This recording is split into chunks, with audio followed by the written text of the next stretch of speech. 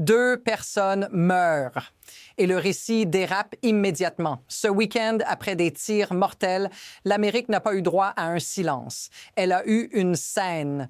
Un président en campagne, une salle pleine, des plaisanteries sur les audiences, puis, presque sans transition, une réaction aux fusillades. Le paradoxe est là. Et il te concerne directement. Parce que quand un drame national devient un segment narratif, ce n'est pas seulement une question de politique.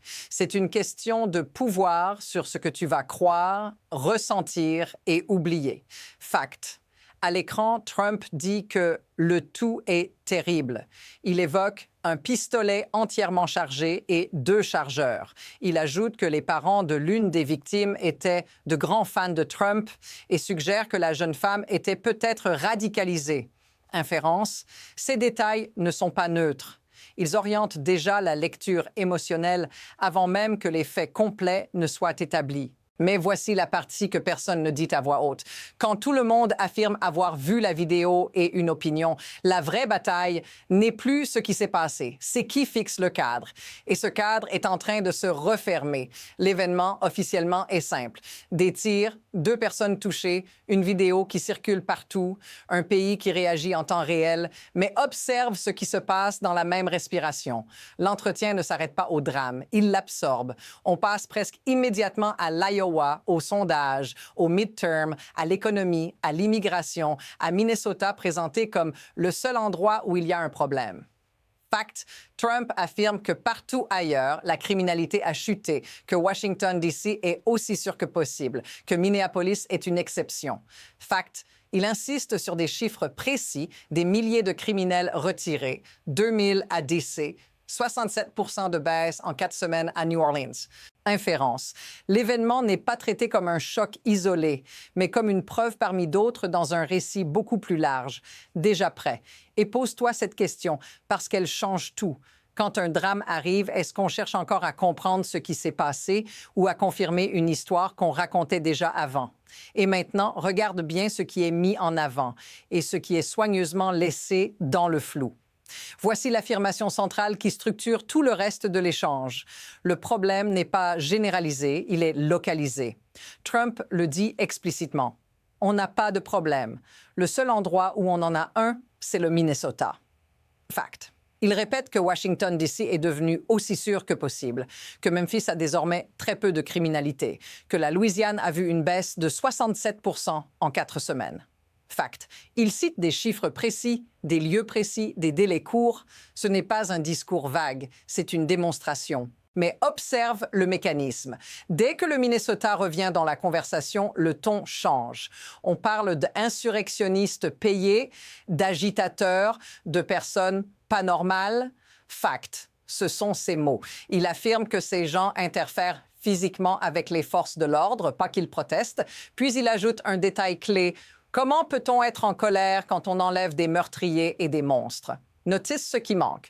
Aucun moment où l'hypothèse inverse est explorée.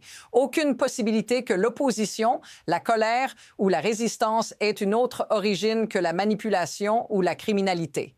Inférence. Une fois ce cadre posé, toute contestation devient suspecte par définition. Et c'est ici que l'histoire commence à glisser d'un fait vers une logique.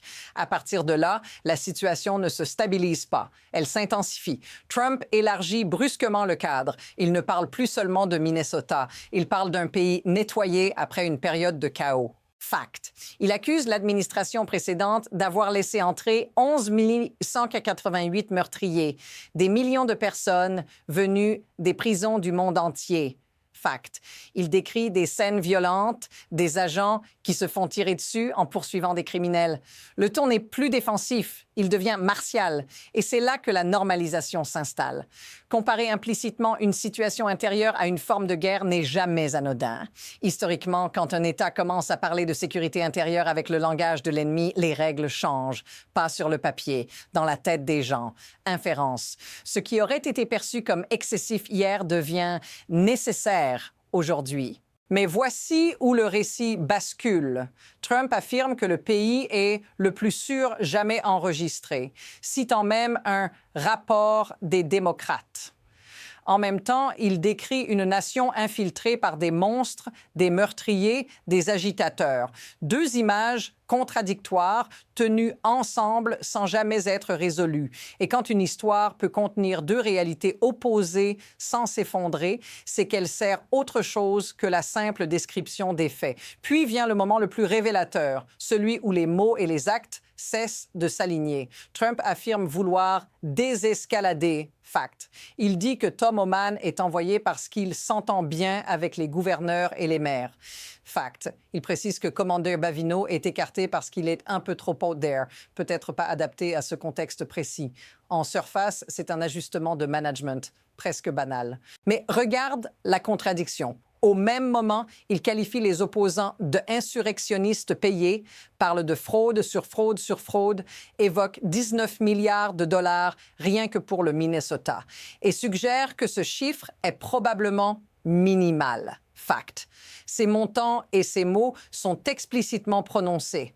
Ce n'est pas une fuite, c'est une accusation publique. Inférence.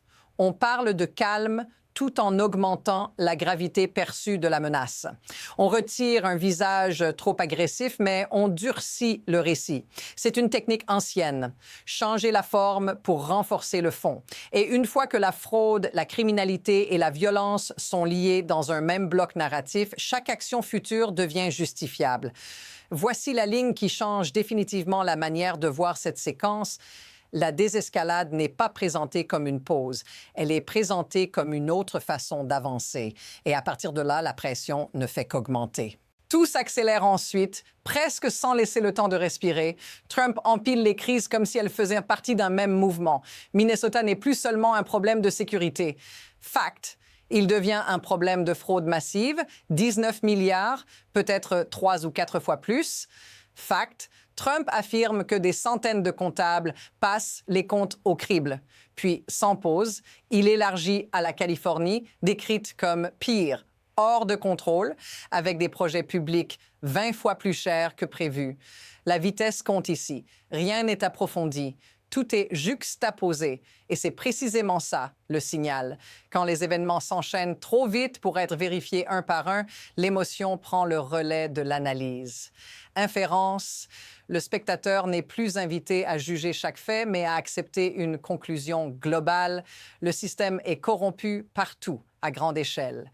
Mais observe le détail qui passe presque inaperçu. Trump dit que toute cette agitation sert de distraction. Fact. Ce mot est utilisé explicitement.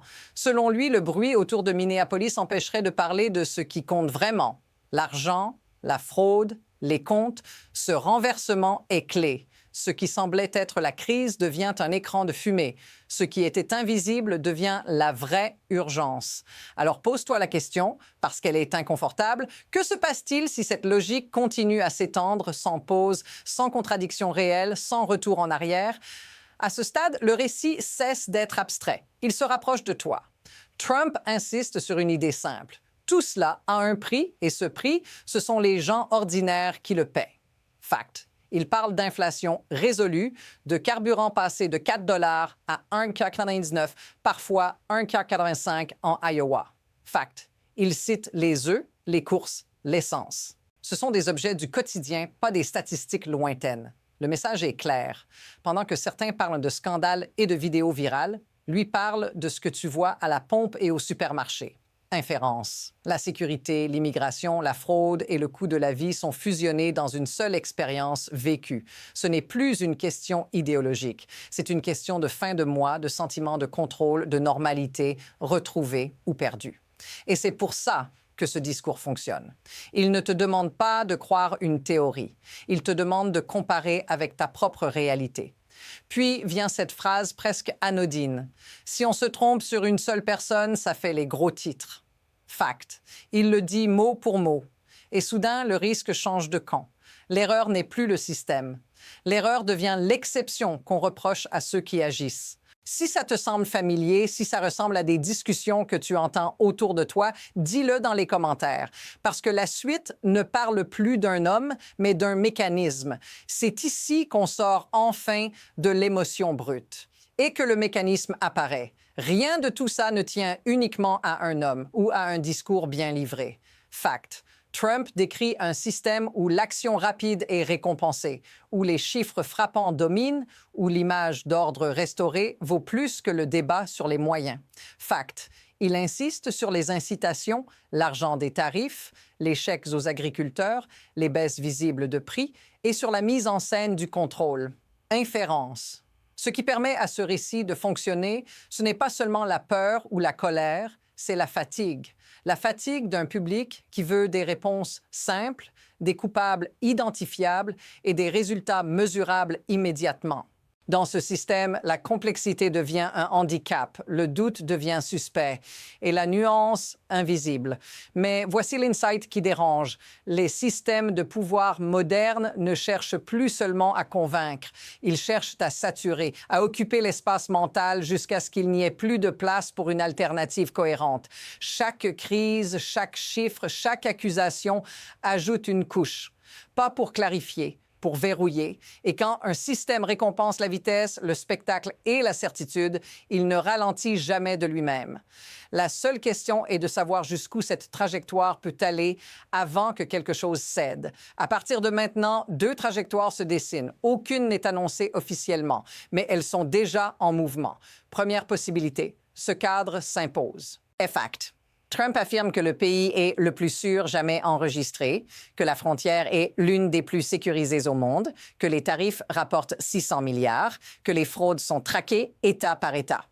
Si ce récit continue à dominer, chaque nouvelle tension, Minnesota, Californie ou autre, sera intégrée comme preuve supplémentaire que le système agit, nettoie, corrige. L'incertitude devient un carburant politique. Deuxième possibilité, le récit se fissure. Pas par une grande révélation, mais par accumulation inverse. Une décision de justice sur les tarifs. Un chiffre contesté. Une image qui ne cadre pas avec l'histoire d'ordre retrouvé. Fact. Trump lui-même admet qu'un jugement négatif de la Cour suprême forcerait à trouver une autre méthode. Inférence.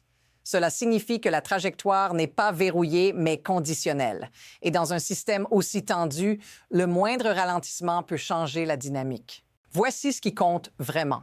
La prochaine étape n'a pas encore eu lieu, mais les positions sont déjà prises. Les mots ont préparé le terrain. Les attentes sont installées. Et quand les attentes précèdent les faits, ce sont les faits qui doivent s'adapter. La question n'est plus de savoir ce qui s'est passé, c'est de savoir ce qui est sur le point d'arriver. Il y a une idée centrale qui relie tout ce que tu viens d'entendre. Pas les tirs, pas le Minnesota, pas même Trump. L'idée, c'est que le pouvoir moderne ne gagne plus en prouvant qu'il a raison.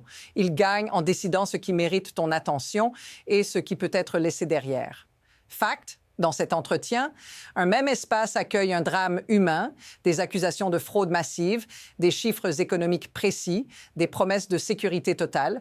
Tout coexiste. Rien n'est vraiment résolu. Mais tout avance. Inférence. Quand les histoires s'enchaînent ainsi, ce n'est pas pour t'informer plus. C'est pour t'empêcher de t'arrêter sur une seule. Et c'est là que le récit devient plus fort que les faits individuels. Il ne te dit pas quoi penser. Il te donne le rythme auquel penser. Reformule toute cette séquence en une phrase et tout devient clair. Quand tout est présenté comme une urgence, seule la voix la plus sûre d'elle semble crédible.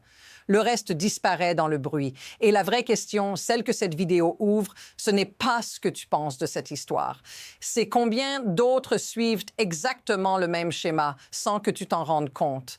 Si tu veux continuer à décoder ces mécanismes, pas les slogans, pas les camps, mais la structure cachée derrière l'actualité, abonne-toi. La prochaine couche est déjà là.